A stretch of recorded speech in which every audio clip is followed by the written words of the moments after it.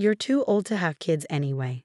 Amanda sneered across the dinner table, her perfectly manicured hand resting on her barely visible baby bump. Don't worry, Mom. I'll give you the grandchildren you deserve.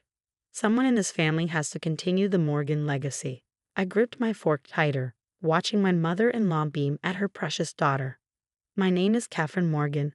I'm 38, and for the past 5 years, I've endured endless jabs about my age and childless status from my sister-in-law. Catherine's focused on her career. My mother-in-law Margaret chimed in, her voice dripping with disappointment. Some women just aren't meant to be mothers. I caught my husband David's eye, silently pleading for support, but he just shifted uncomfortably in his seat, avoiding confrontation as usual. At 40, he'd always let his younger sister's behavior slide, claiming that's just how Amanda was. Actually, I started, but Amanda cut me off. Oh please, you're practically 40. Your eggs are probably dried up by now. She laughed, looking around the table for approval. Besides, you can barely take care of yourself, let alone a baby. What Amanda didn't know, what none of them knew, was that I had been undergoing fertility treatments for the past year. Every morning injection, every doctor's appointment, every hopeful moment and crushing disappointment. I kept it all to myself, knowing they'd only use it as ammunition. Amanda, honey, her husband Tom warned quietly, but she was on a roll. I mean, really, what kind of mother would you even be? You work crazy hours, you're not exactly maternal, and let's face it, you'd be collecting Social Security by the time the kid graduated high school. The table fell silent, waiting for my usual quiet acceptance of Amanda's cruelty. But something in me snapped. I reached into my bag and pulled out a thick envelope. You know what, Amanda? You're right. I am older.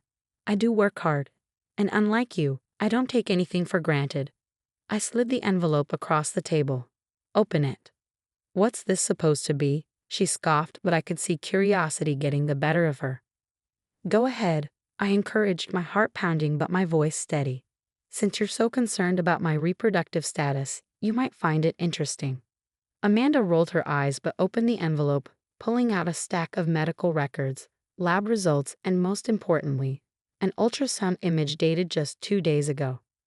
Her face paled as she realized what she was looking at. This can't be. Twins, I said simply, 14 weeks along. Turns out my eggs aren't quite as dried up as you thought. Margaret snatched the papers from Amanda's trembling hands, her eyes widening as she scanned the documents. But how? Why didn't you tell us? Because I said, finally letting years of hurt seep into my voice every time I've tried to share anything important in my life. Amanda turns it into a competition or an opportunity to belittle me. I wanted to experience this joy without her toxicity. David finally found his voice. Honey, why didn't you tell me? I turned to him, tears threatening to fall. I wanted to be sure. I've had 2 miscarriages in the past 3 years, but you were so busy defending Amanda's jokes about my age and childlessness that I couldn't bear to share my pain with you. The silence that followed was deafening. Amanda's face had lost its usual smug expression, replaced by something that looked almost like shame. Margaret clutched the ultrasound photo, tears streaming down her face as she realized how their assumptions and cruel comments had pushed me away during what should have been a shared family joy. 2 miscarriages. David whispered, his face ashen. You went through that alone. I nodded, wiping away a stray tear. I did. And now I'm 14 weeks pregnant with twins, and I've never felt stronger or more ready to be a mother. The family dinner that had started with Amanda's usual mockery had transformed into something else entirely. For the first time, they were seeing me, really seeing me, and the strength it had taken to endure their judgment while fighting my own private battles. But this was just the beginning. What they didn't know was that I had more revelations to share, ones that would shake their perfect family dynamic to its core. The week following my pregnancy announcement was chaos. Suddenly, I was the center of attention. But not in the way Amanda had always commanded it. Margaret called daily, oscillating between tearful apologies and excited questions about the twins. David walked on eggshells, guilt evident in every tentative gesture. But Amanda's reaction surprised me most. She stopped posting her usual daily pregnancy updates on social media. Her smug maternity photo shoot was quietly canceled. For once, she wasn't the star of the show, and she didn't know how to handle it. Then came the family brunch that changed everything. I've been doing research. Amanda announced, strutting into Margaret's dining room. Twin pregnancies at your age are extremely high risk. You'll probably need to quit your job. I sipped my day of tea calmly. My doctor says I'm perfectly healthy. In fact, I paused, savoring the moment. She says I'm in better shape than most 30-year-old mothers she sees. Well, I've been reading online forums, Amanda persisted, and you really should consider reducing to a single baby. It's safer. The room fell silent. David's fork clattered against his plate. What did you just say? I asked, my voice deadly quiet. I'm just thinking about what's best for the family, Amanda said, her fake concern transparent. Mom agrees with me, don't you? Margaret shifted uncomfortably. Well, I did read some concerning statistics. That's when I pulled out my second envelope of the week. Funny you should mention statistics, I said, removing several documents. While we're sharing medical opinions, let's talk about genetic testing. Amanda's face went white. What? You see, when I started my fertility journey, I underwent comprehensive genetic screening. It's standard procedure at my age. I spread the papers on the table. But what's interesting is what they found in our family's medical history. David leaned forward. What do you mean? There's a genetic condition that runs in the Morgan family. It typically affects women, causing high-risk pregnancies after age 35. I looked directly at Amanda. Which is why it's strange that you never mentioned your own genetic testing results. Amanda's hand flew to her stomach protectively. I don't know what you're talking about.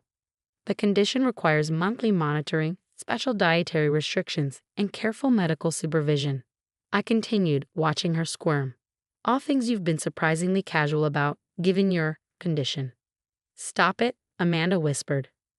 Unless, I said softly, there's nothing to monitor. The room erupted in confusion. Margaret grabbed the medical documents, her eyes scanning frantically. David stood up, staring at his sister. Amanda, he said slowly, what's going on?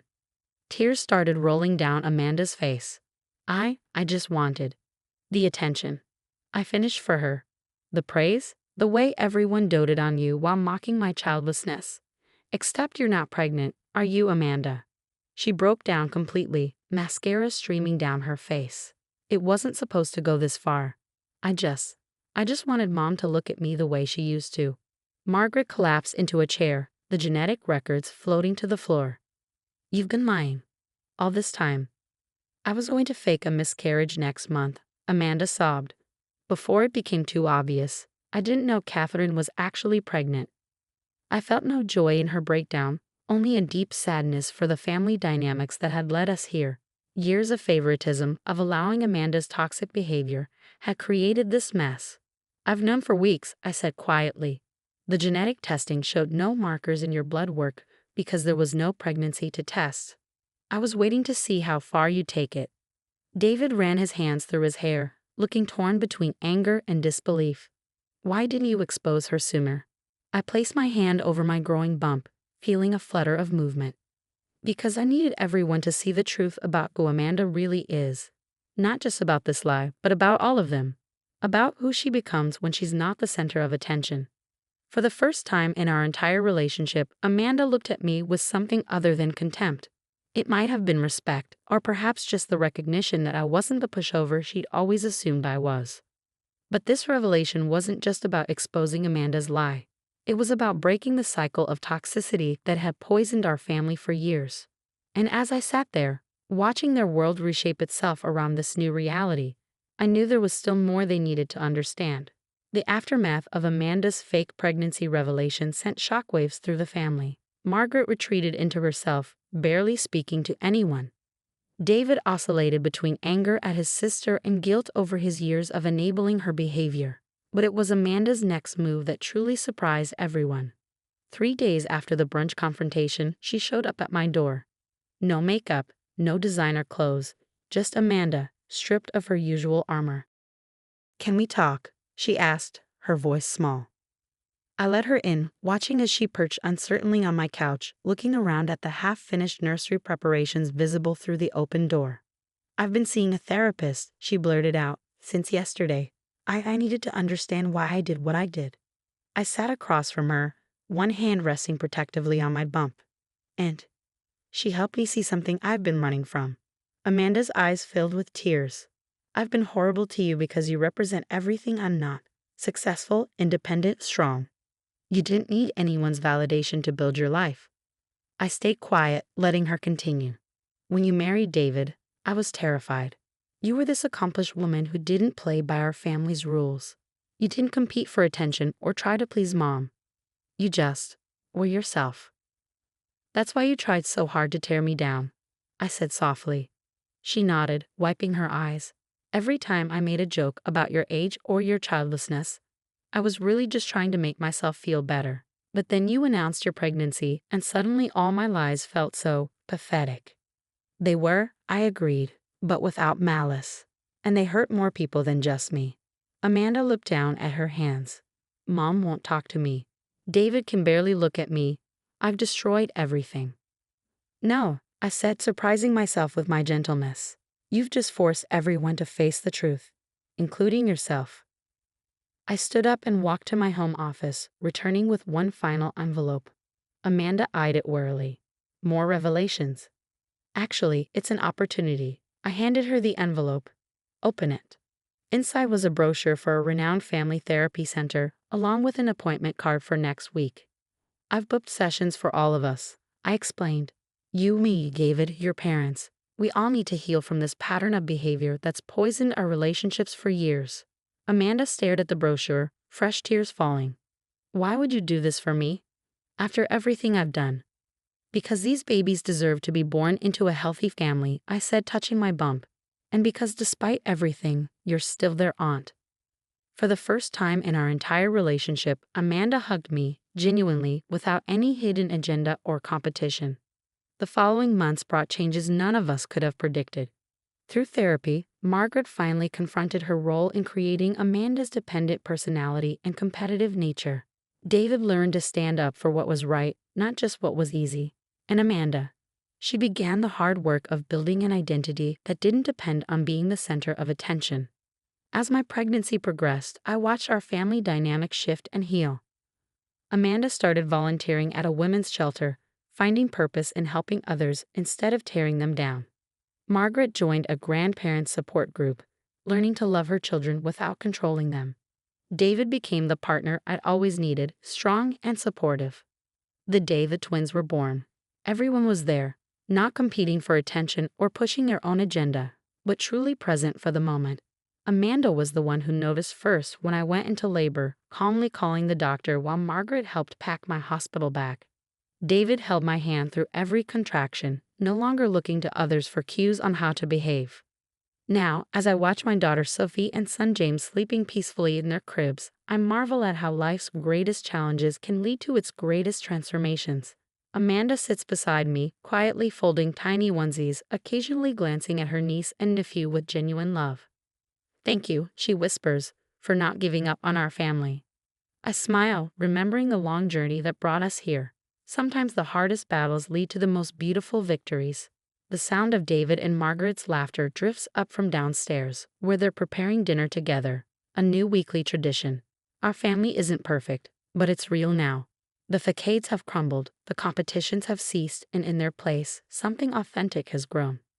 As I look around at this new reality we've built, I realize that sometimes the best revenge isn't about getting even. It's about getting better, together.